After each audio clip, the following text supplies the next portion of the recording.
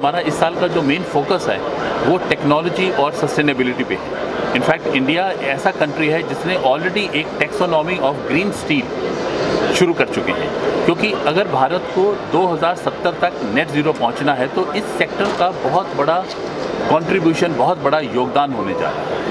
और जैसे मैंने अपनी स्पीच के अंदर भी बोला है कि हम लोग बहुत इनोवेटिव कुछ नए हमने आइडियाज़ लेके आए हैं। और जैसे मैंने पहले भी बताया कि जब तक हमारा जो इंजन है इंस्पिरेशन का उसमें नए आइडियाज़ नहीं आएंगे हम लोग आगे बढ़ नहीं पाएंगे। और पहला आइडिया हमने निकाला है कि हम लोग एक क्लोज डोर सीईओ कॉन्क्लेव कर रहे हैं, जो कि आज 2:30 से 4:30 बजे है।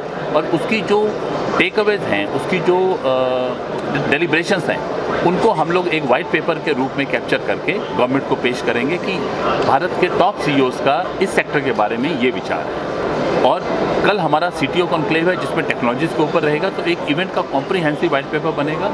और उसके साथ साथ इंडस्ट्री को इंस्पायर और एस्पायर करने के लिए और फेलिसिटेट करने के लिए और उनकी सक्सेस स्टोरीज़ को, चाहे वो एक्सेप्शनल प्रोडक्ट्स हैं, एक्सेप्शनल टेक्नोलॉजीज़ हैं, एक्सेप्शनल इंडिविजुअल्स हैं या ऑर्गेनाइजेशंस। कल हमारा सेकेंड हाफ में वर्ल्ड ऑफ कंक्रीट इंडिया का अवार्ड्स है।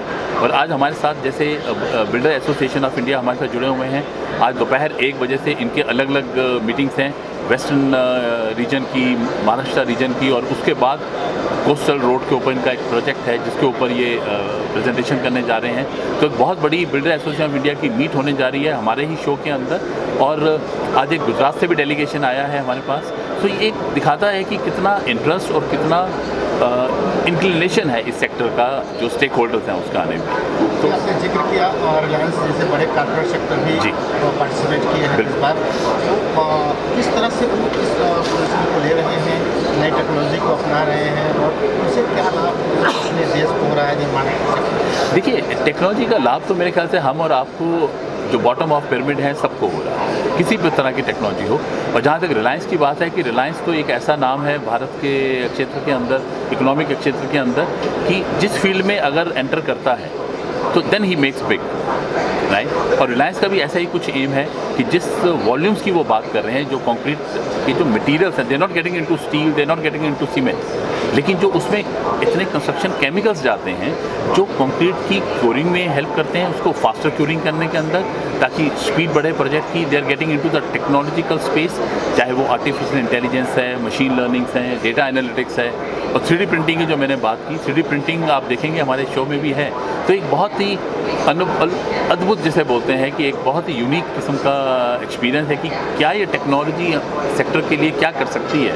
और एक मैंने कंक्रीट स्कैनिंग की बात की है। तो ये सब चीज़ें हैं जो आपको फ्लोर पे दिखेंगी। और मेरे ख्याल से ये एक बहुत बड़ा मैसेज है ये भारत के लिए और पूरे विश्व के लिए कि भारत इस समय उस स्टेज पे पहुंच गया है जहां पे इसको आगे एक्सेलरेट होने के लिए टेक्नोलॉजी की ज़रूरत है। देखिए, करीबन हमारे पास इस समय 11 देशों की कंपनीज हैं और 200 से ज़्यादा ब्रांड्स फ्लोर पे हैं। और उसके साथ साथ हमारे जो स्पीकर्स आए हैं, they are from across the globe, 10,000 visitors again from across the globe. और हमारे पास हमारे अपने लास वेगास टीम के जो टेक्निकल हेड हैं वो आए हैं, क्योंकि उनको उन्होंने यहाँ पे मास्टर क्लासेस कर रही हैं। उन्होंने स्पेशली हमने इन्वाइट किया है कि भारत जैसे देश को टेक्नोलॉजी के साथ साथ टेक्नोलॉजी के ऊपर सेंसिटाइज करना बहुत ज़रूरी है और उनको अवेयरनेस करवानी बहुत ज़रूरी है। तो बहुत मास्टर क्लासेस रहेंगी और आई एम श्योर सबके लिए यहाँ पे बहुत एक कुछ ना कुछ टेक अवे है। और जैसा मैंने WOCI Connect.online की बात की, डिजिटल मार्केट प्लेस को हमने अनवेल किया है, लॉन्च किया है। और मेरे ख्याल से फरवरी तक हमारा ये पोर्टल रेडी हो जाएगा।